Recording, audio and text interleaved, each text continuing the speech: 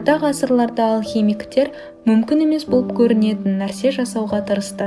Олар қарапайым қорғасынды жылтыр алтынға айналдырғысы келді. Тарих бұл адамдарды егде тартқан эксцентриктер ретінде бейнелейді. Бірақ егер олар өздерінің армандарына қол жеткізе алатындығын білгенде ғой. Шынында да, бүгінде біз орта ғасырлық алхимиктерге бірнеше ғасырлар бойы жұмбақ болған өнертабыстардың арқасында жер бетінде алтын өндіре аламыз. Бірақ бұл бағалы металдың біздің планетамызға қалай пайда болғанын түсіну үшін жұлдыздарды зерттеу керек. Алтын жерге тән емес металл. Ол планетаның жартасты қабығынан емес, керісінше ғарыштағы суперновалар деп аталатын алып жұлдыздардың жарылыстарының нәтижесінде пайда болған. Жұлдыздар негізінен ең қарапайым және жеңіл элемент сутектен тұрады. Осыншама көп материалдың орасан зор гравитациялық қысымы жұлдыздың ядросында ядролық синтезді қысып, оны қоздырады. Бұл процесс нәтижесінде сутегі энергия бөледі және ол жұлдызды жарқыратады. Көптеген миллиондаған жылдар бойы термоядролық синтез сутекті гелий, көміртегі, оттегі сияқты элементтерге айналдырады және кейін оларды темір мен никель сияқты ауыр металдарға айналдыру үшін тезірек күйдіре түседі.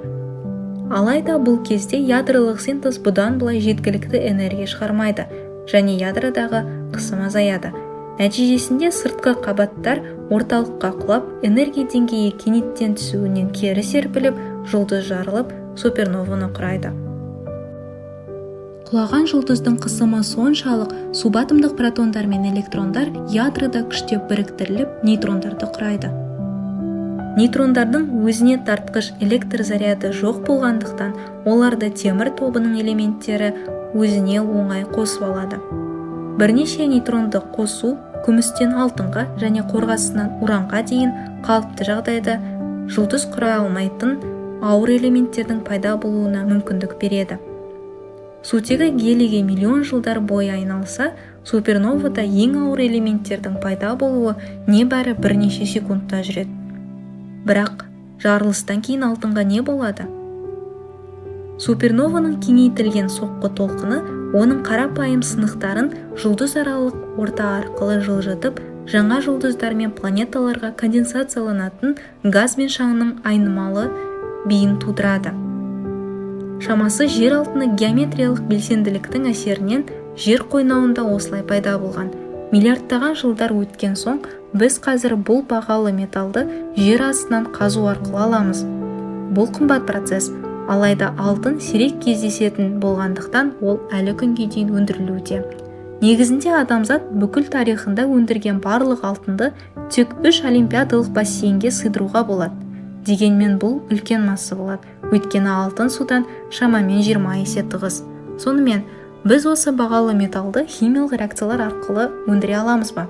Шын мәнінде бөлшектердің үдеткіштерін пайдаланып, біз жұлдыздарда алтын тудыратын күрделі ядролық реакцияларды жасай аламыз. Бірақ бұл машиналар алтынды тек атом түрінде ғана жасай алады. Демек, мұндай алтын өндіру ғаламның жасы сияқты ұзақ уақытты талап етеді, және ол өзінің қазіргі құнымен салыстырғанда аса қымбат болар еді. Сондықтан бұл оңтайлы шешім емес. Бірақ егер біз жер қойнауындағы барлық алтын қорын өндіріп қоятын болсақ, оны іздейтін басқа жерлер де бар. Мысалы, мұхит астарында шамамен 20 миллион тонна еріген алтын бар, бірақ ол өте аз концентрацияда болғандықтан, оны өндіру қазіргі уақытта тым қымбатқа түседі. Бәлкім бір күні жердегі алтын қоры таусылғанда, біз күн жүйесінің басқа планеталарынан өндіретін шығармыз. Кім біледі, мүмкін болашақта бізге өз қазынасын жаудыратындай жақын аймақта суперновалар пайда болатын шығар. Және бұл процестер жердегі барлық тіршілікті жоймайды деп үміттенеміз.